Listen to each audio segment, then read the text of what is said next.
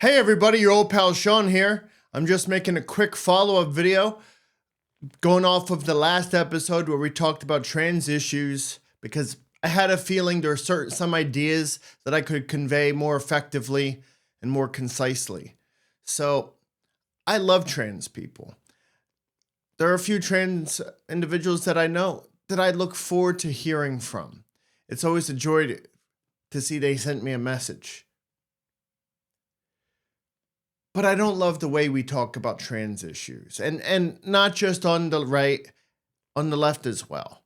So I'm going to try and convey some of these ideas and see if we can start heading on a path towards depolarizing this issue and working together. You know, people on the right need to understand that there are a lot of people who the richest, most real thing that they feel is who they are inside is limited and not represented by their biological configuration. It limits how they can express themselves or parts of themselves that just can't get out. And people don't recognize them for who they see themselves to be.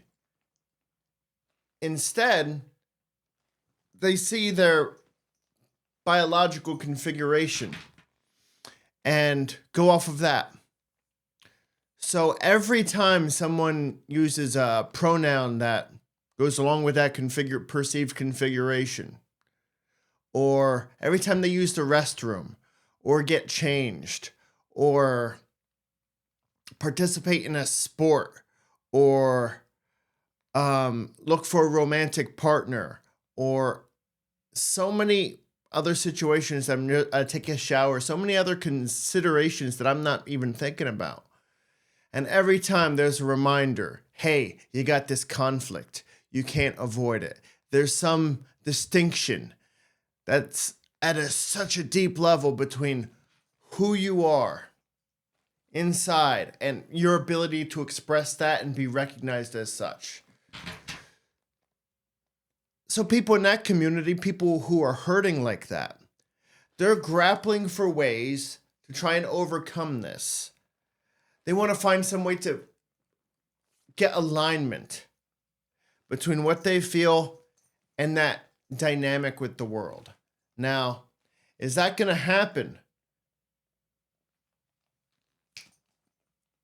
instantly, overnight? There's always a rough process. But they figure, okay, well, the closest word that we have to describe this is gender. And there's a wide variety of ways that people can experience this. And some people have a more uncommon experience than others. And they try and find some way to articulate precisely what they're living and have that be represented in their friendships and work situations and interpersonal dynamics.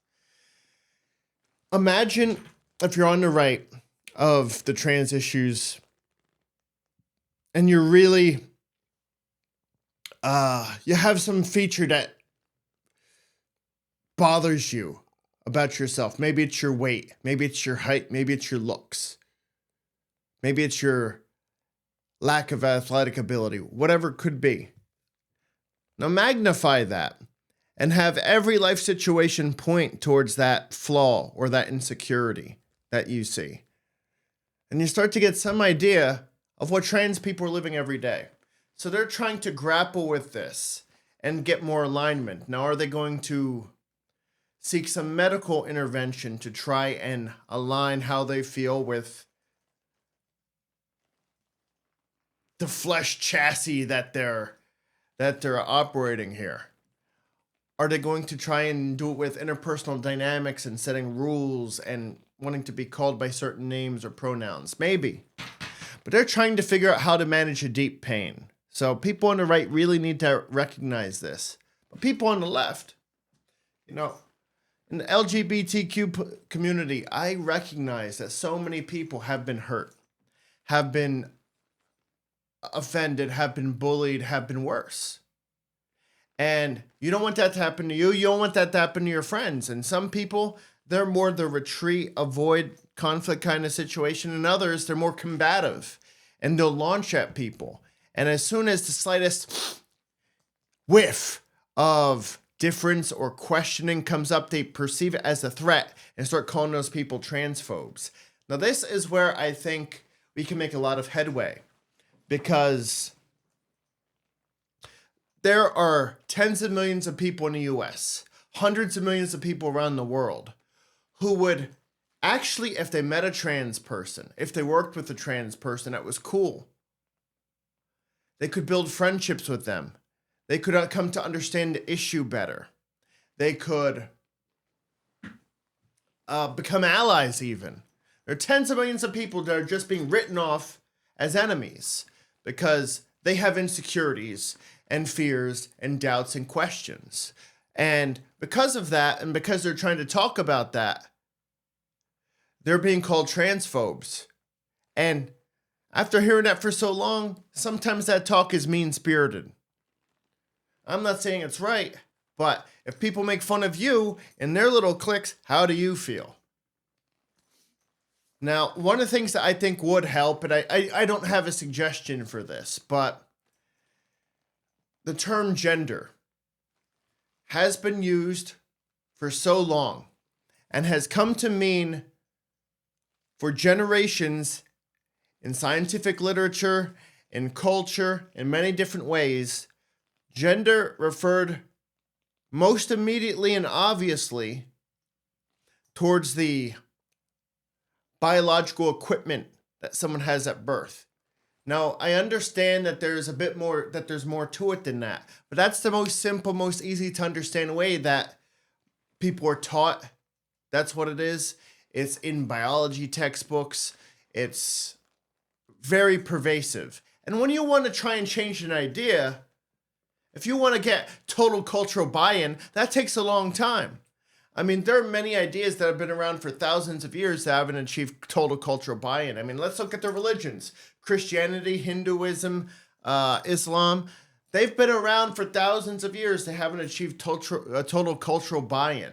In every academic field, there's kind of a phrase that says the field advances one funeral at a time, because you have people who over decades they become the heads of their field, and they're advancing one theory or one ideology or one or two approaches, and they kind of push down a certain degree of every new up-and-coming idea, but when they pass away, those ideas lose power and new ones begin to flourish.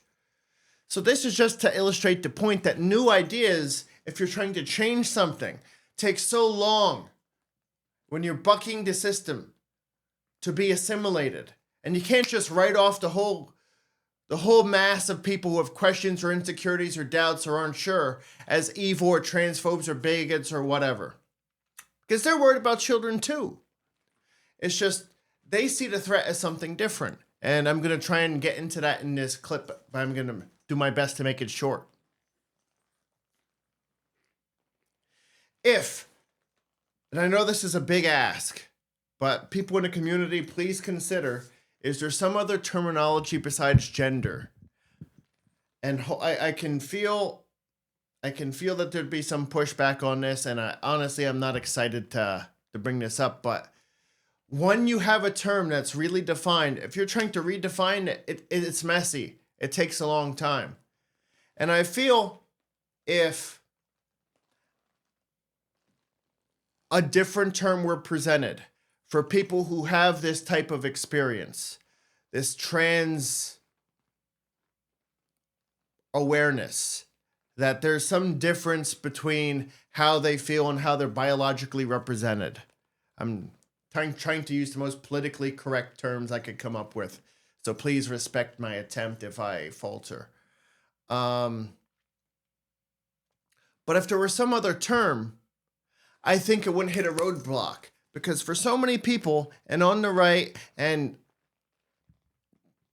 to them, they didn't even hear of trans until a couple years ago. It's not real to them because tens of millions of people have never met a trans person. let alone a trans person they had a good interaction with.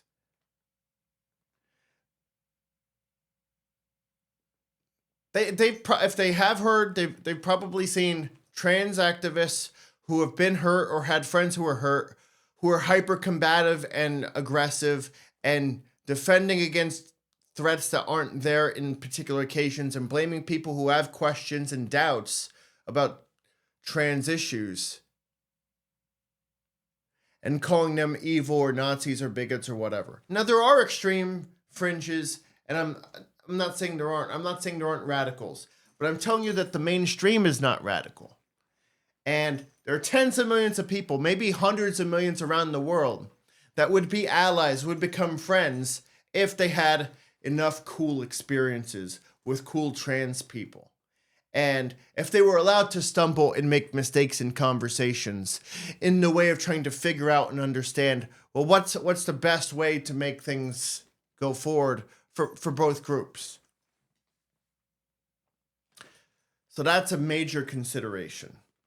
If some new term would come, instead of it being generations of resistance to the culture who's locked in the term gender means biological equipment, if a new term would come up, so many people who do have compassion in their hearts, they wouldn't be thrown off. They could understand, hey, we have this deep pain and there's nothing we can do about it, but we're trying to do something about it. We're trying to change the way we dress or get some type of medical intervention or try and get our friends to change how they refer to us and get our jobs and our schools and whatnot to change how they refer to us.